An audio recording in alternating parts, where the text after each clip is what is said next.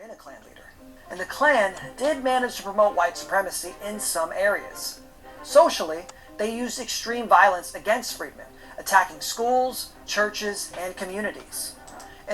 Forgive the break, I was running out of memory on the card, so here we go, part 2. In response, many African Americans rebuilt burned schools and churches and sometimes defended themselves against these attacks. Still, the Klan remained a powerful force in Georgia during Reconstruction. The white supremacy and racial segregation they supported became widespread across the state and much of the South for decades. By the early 1870s, the federal government finally had enough. Congress passed the Force Act of 1870 and the Civil Rights Act of 1871, also known as the Ku Klux Klan Act. These laws allowed federal troops to arrest Klan members and break up the organization.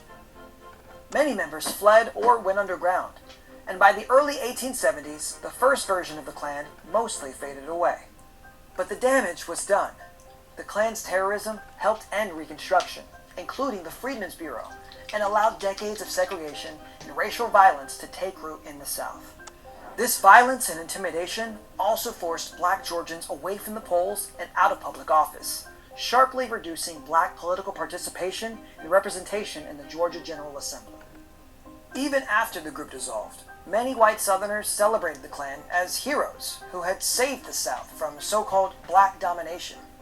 This myth helped inspire the second Ku Klux Klan, formed in 1915 at Stone Mountain, Georgia. This version would become a much larger and more public organization than the first.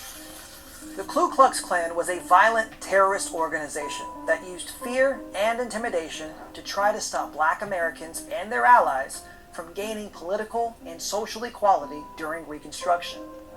While they succeeded in gaining political power and spreading white supremacy in some areas, they could not destroy the determination and resilience of the communities they attacked. Their actions left a lasting impact on Georgia and the South, shaping decades of racial discrimination and violence.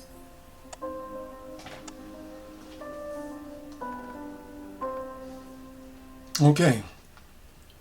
And that is the Ku Klux Klan, the origins. Like I said, I'm trying to touch on stuff very, very briefly and get as much information in as possible. Now, we're going to go to a situation where our dear sister, Harriet Tubman, might have had help. Hey, I'm really starting to think from UFOs, aliens, non-human intelligence, right? And the reason that I say that is because she had received prophesized information. She had received help, right? So I'm gonna go back, and you guys have all heard about crop circles. So again, you got to think these non-intelligence aliens, UFOs, are watching our planet, watching us from afar, right? And they're trying to figure out possibly what's going on, or they have orchestrated the situation to better study humanity in its raw bestial forms, because there's nothing more terrifying than white supremacist racism in this country. And again, we're sticking with the U.S. From 1619 to a lot of the practices being done currently today, right? But we're going to talk about crop circles for a second. The first crop circle in the U.S. was historically reported in 1847 when Henry Schoolcraft of the U.S. Bureau of Indian Affairs documented a magic circle on the prairie. It doesn't specify which prairie it was. However, the phenomenon did not gain widespread modern attention until the late 20th century. Now look at that date, 1847, right? Crop circles have been known to be messages and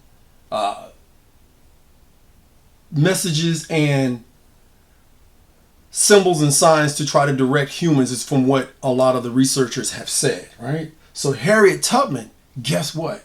She started the Underground Railroad in 1849. That's 2 years after the first crop circle came or was reported in the U.S. Think about that. Now, let's tie in this, because I believe it has a lot. I'm thinking they were talking to her because maybe a group of aliens didn't like the atrocities that they saw. They said, let's try to help them. Let's go maybe against the prime directive of non-interference with lower life forms. Okay? So here, check this out. A UFO or an angel helped Harriet Tubman free them slaves. Y'all remember when they said Harriet Tubman saw visions and she followed the North Star? Here it says, and Harriet did believe that through her visions, God showed her premonitions that helped keep her and the slaves she guided safe during her trips. Now, when we talk about visions, don't that sound like the visions that God showed all the prophets in the Bible? We had Ezekiel seeing some type of UFO wheel being come out the sky. You had Solomon getting a vision of how to be a good king. Then you got the vision God gave Jacob about Jacob's ladder, seeing the angels go from heaven to earth. This shit's starting to make sense. Or even when you want to go to the star theory. Fair use. Even I found some shit about the stars in the Bible. When they heard the king, they departed, and behold, the star which they had seen in the east went before them till it came and stood over the young child. When they saw the star, they rejoiced with exceedingly great joy. So what do you mean the star went before them? So is it like a UFO, an angel or something? And is this the same star that helped Harriet Tubman free them slaves without getting ever caught? Because this part's in the Bible where they say God sent angels before them. Behold, I send an angel before you to keep you in the way, to bring you into the place which I have prepared. So Harriet Tubman could have been a prophet that the Bible didn't talk about. And I'm pretty sure there's many prophets still on earth that's getting visions from God or your higher self or whoever you think. And they're labeling you crazy and all kind of stuff. Putting you in crazy houses, insane asylums, calling you dumb and stupid and conspiracy theory. But I don't know, y'all let me know. Y'all think a UFO helped Harriet Tubman or an angel? It got to be one of them. And you got to think, like he's got a dang good point. That's you a know solid point. That's what I mean. Did UFOs help her?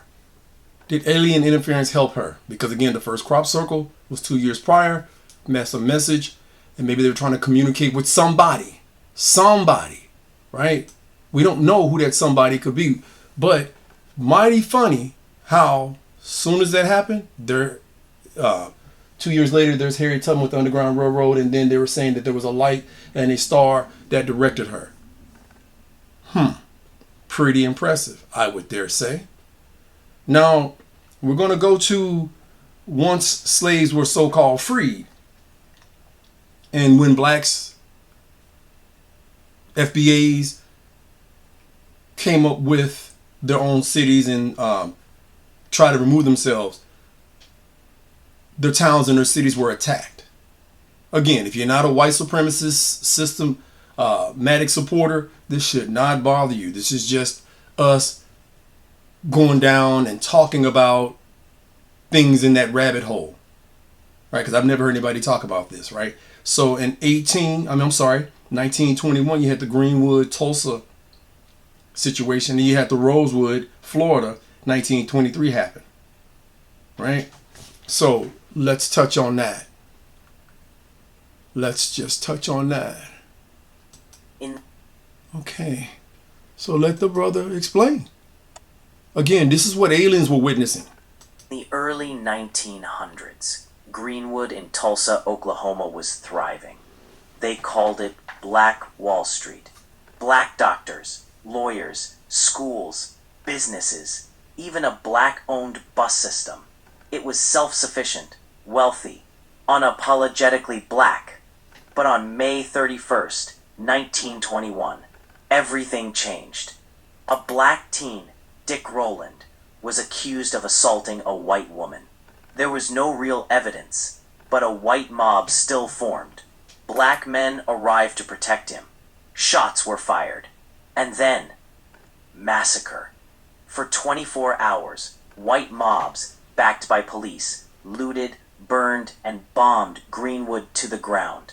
Now imagine non-human intelligence watching this, either orchestrating this or playing a part in this or being absolutely appalled by what they're witnessing. This is humanity. This is humanity. This is fact. This is not fiction. What are they seeing? Is this why they're so obscure? Over 1,200 black homes destroyed, 300 plus murdered, thousands displaced, Murdered. some bombed from the sky, all of it ignored. No arrests, no justice, no compensation. For decades, they erased it from textbooks. Like Black Wall Street never existed.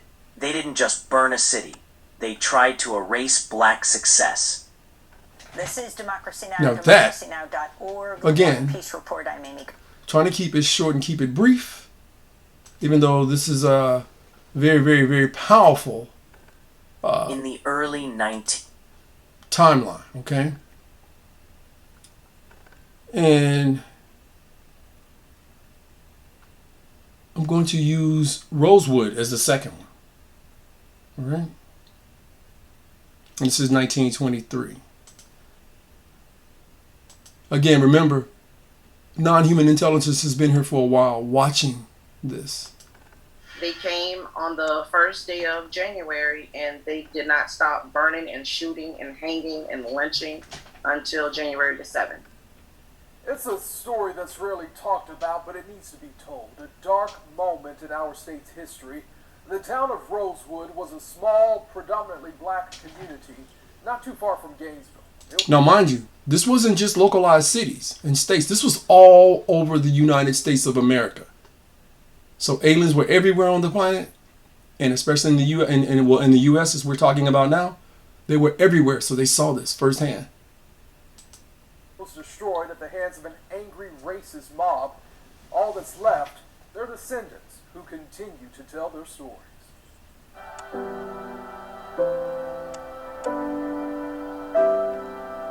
We were entrepreneurs. We had businesses. We had 3 churches in Rosewood. I mean, and this is in the early 1900s. Rosewood is a part of Ebony Pickett's family history. She never lived there, but she can tell you all about it through stories handed down. Now, mind you, this is black people trying to stay away from white supremacist systems that are in place to keep them down. They're trying to stay separated so there's no issue. Peace. Right? You don't like us, we'll stay over here. We don't like you, you stay over there, right? A reaction. And again, aliens are watching this. One group trying to remain at peace and establish dignity and self-respect, and then the other one is like, well, just warfaring. And this again, if this is not you, don't let this if it don't apply, let it fly. Down through 5 generations. Everybody's lawns was manicured and there was roses all around, and it was almost like this picture perfect place. That picture shattered on New Year's Day 1923 when a mob of white men invaded Rosewood, burning homes and churches and shooting people as they fled. They came on the first day of January and they did not stop burning and shooting and hanging and lynching until January the 7th. Pickett remembers being a young girl at family reunions and listening to the stories from the mouths of survivors. When I would see the horror on their face, and then they would begin to wail and cry and, console each other, and it was like so emotional, and it was such a vivid picture because this wasn't just something I was reading in a book. 1923. The black town of Rosewood was a land of opportunity. In 1997, Warner Brothers produced a movie about the town's history, bringing what happened on that tragic day to the big screen. The film, based on accounts at the time of what started the attack. Allegations from a white woman in the neighboring community of Sumner that a black man had assaulted her. Pickett disputes that narrative. She says family members told her it was actually a white man who assaulted the white woman. Pickett's relative, Sarah Carrier, known as Aunt Sarah, was there. And Aunt Sarah had been at her home that day, as well as with her granddaughter Philomena. So both of them witnessed the white man that actually came into their home that she was with. Aunt Sarah told the mob it was not true, but they didn't take her word. She would eventually be killed in the massacre. Wow. These were my actual family members that was there and had remembered everything they had gone through. And they shared it with us. But they told us we could not tell anyone for fear that the white mob would come back and kill them. 98 years later, their stories are still being told so that we may remember and never forget. And 8 people died during the Rosewood Massacre. 6 were black, 2 were white. In 1994, Florida provided financial compensation to some of the Rosewood survivors, but family members tell me it's impossible to measure the human cost of what happened on January 1st, and nothing in the world that can compensate for it. Okay, I'm trying to stop it. See, this is that part where it's like I say again, this is insane. To me, this is insane. Because again, these people, black people were trying to live in peace. FBAs were trying to live in peace. They didn't want any trouble. They just wanted to be free of the BS. And now we're going to get to where UFOs started making their presence more known because the technology started catching up to these events. Let's talk about the Battle of Los Angeles. Right? Let's show you where it starts.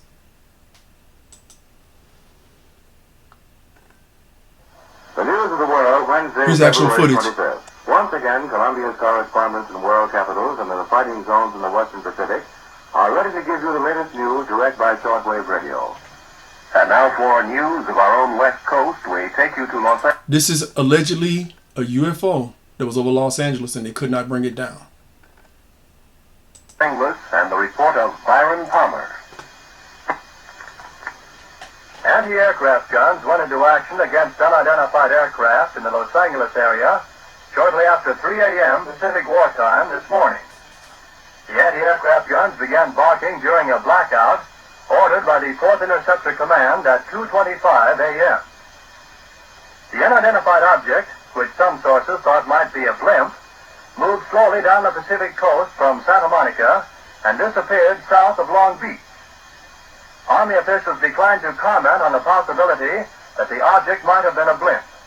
However, it required nearly 30 minutes to travel some 25 miles, far slower than an airplane. Watchers on the rooftop of the Columbia Broadcasting Building in the heart of Hollywood could plainly see the flashes of guns and searchlights sweeping the skies in a wide arc along the coastal area. Concussion of the shells could be felt in downtown Los Angeles, 15 miles away.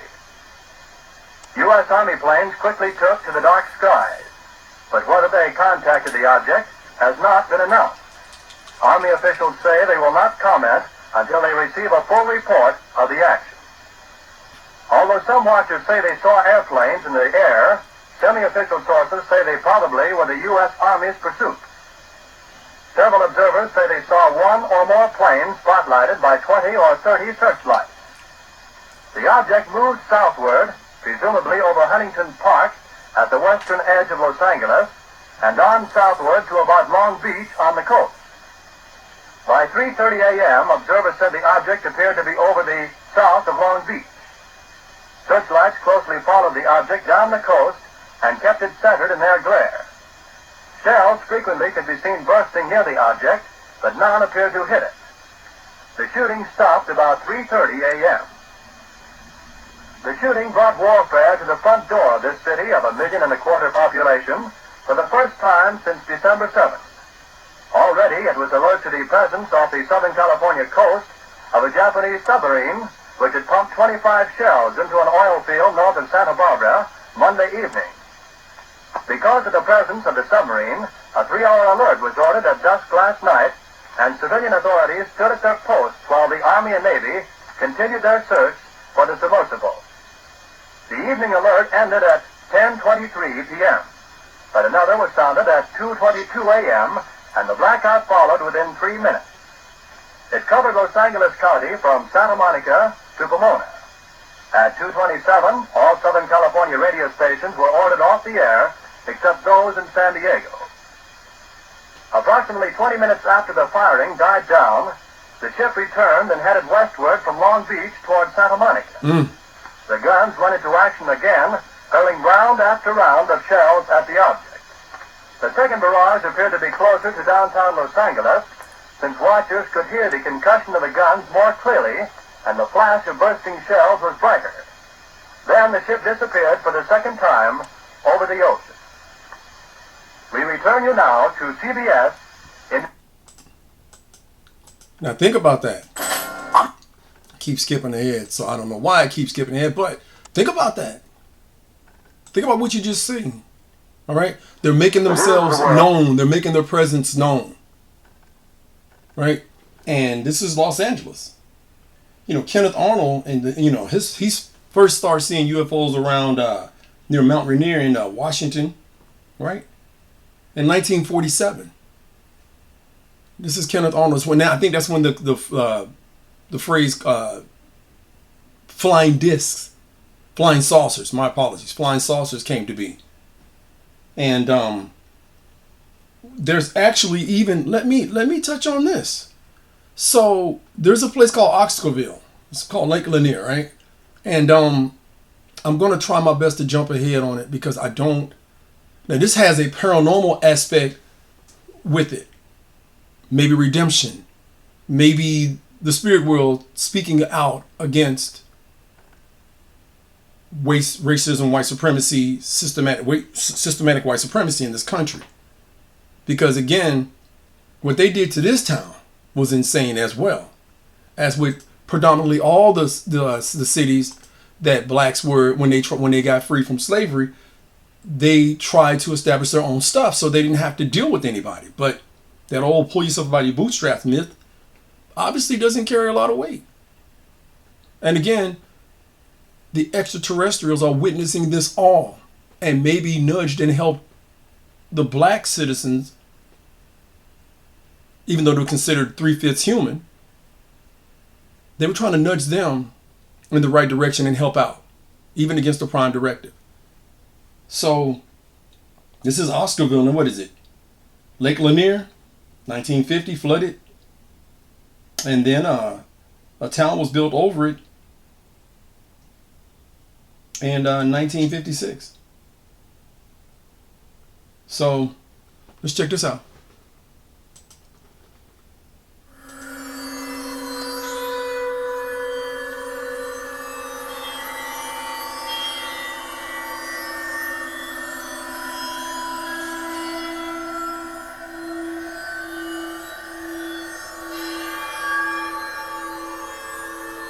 Rescue crews have now recovered the body of 21-year-old Dorian Pinson. 3 people lost their lives in Lake Lanier this past weekend, according to the Department of Downtown. Now you got to remember, Lake Lanier is reported to be haunted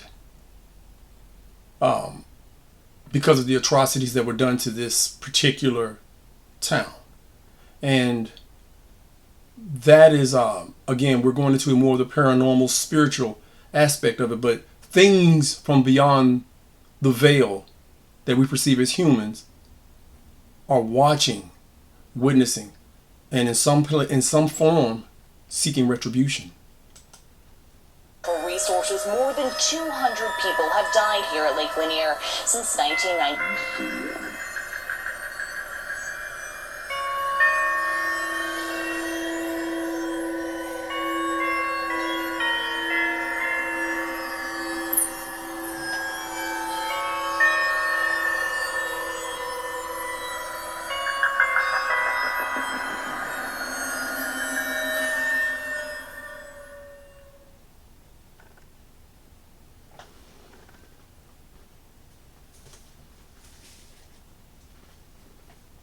Fair use, YouTube. Lake Lanier is a man-made 38,000-acre lake that attracts about 10 million visitors every year, bringing in around $5 billion annually to North Georgia's economy. The lake is located in the affluent Forsyth County, which has the highest median income in Metro Atlanta. This fact is especially interesting considering that the body of water covers what was once a thriving black community called Oscarville. In 1910, the town Oscarville had nearly 1,100 African Americans, and many of the families owned their own land and businesses. The community supported numerous churches and included teachers, professionals, and businesses. All of that changed in 1912 when the neighboring all-white town in Forsyth County, separated by the Chattahoochee River, ran them out, forcing the people of Oscarville to sell their land for cheap or die. The attacks on black residents escalated following the death of Mae Crow, an 18-year-old white woman resident of Forsyth County. She was found raped and murdered on the banks of Chattahoochee River With little evidence, the police arrested 4 African Americans: Ernest Knox, Oscar Daniel, Jane Daniel, and Robert Edwards. After Knox allegedly confessed after being tortured, Edwards was lynched by an angry mob before he could make it to trial. Knox and Daniel were both found guilty and hung. Over 5,000 whites gathered to watch the hanging of Knox and Daniel. Now, imagine aliens witnessing this. Look at all these people to see the brutalization of black people. All these white people. White supremacists, because that's what this would be. Because if you're not in support of that, you're not going to be there. Because you're on the wrong side of history. So imagine them seeing this. 5,000. With no proof and under torture. These gentlemen lost their lives. These young brothers lost their lives. These young FBAs lost their lives. Decades later, the remains of Oscarville was intentionally flooded. In Forsyth County, there was a black community with more than 1,100 African Americans. Most who were freed after fighting in the American Civil War. They owned their own land, operated their own businesses, had their own churches and schools. The town was called Oscarville. Due to the high racial tension from the riots in Atlanta 6 years prior, many were wary of the possible future violence. It was placed, but someone had to burn down the tarp. Over 5,000 people gathered to watch the hanging of 16-year-old Ernest Knox and 18-year-old Oscar Daniel. With little to no evidence, many still believe the boys were innocent. During Jim Crow era, Forsyth County didn't have the whites only and color only signs because there were no black people to be segregated. The racial cleansing of Forsyth County happened in 1912, but didn't make national news until January 1987 when into Cumming, Georgia. About 15,000 to 20,000 civil rights marches, many of them black, marched to the courthouse square of Forsyth County, where no blacks have lived for 75 years. The activists were met with violence. Residents were seen throwing rocks and yelling racial slurs at the civil rights activists. The march was led by civil rights leaders Coretta Scott King and Hosea Williams. Hosea Williams stated, "We come back to Forsyth County today to prove that truth crushed to earth shall rise again.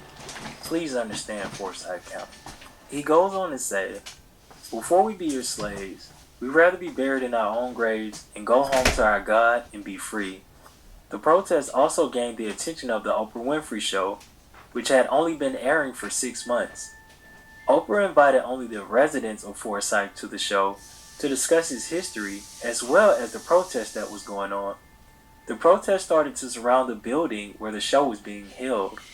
Hosea Williams was arrested outside of the building.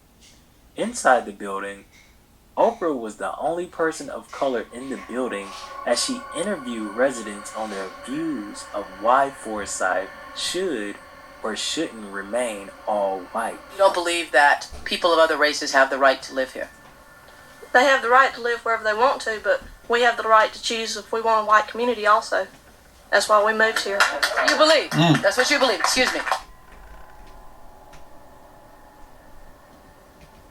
As many residents defended their decision to stay all white, some casually using the N-word to Oprah's face, there were dissenters who said the time had come to have blacks and whites living together in the same county. But the majority of the comments shocked Oprah and her production crew so much that they literally got out of town before sundown. Today, Forsyth County, Georgia is the wealthiest county in Georgia. But according to the census, the black community only makes up 4.4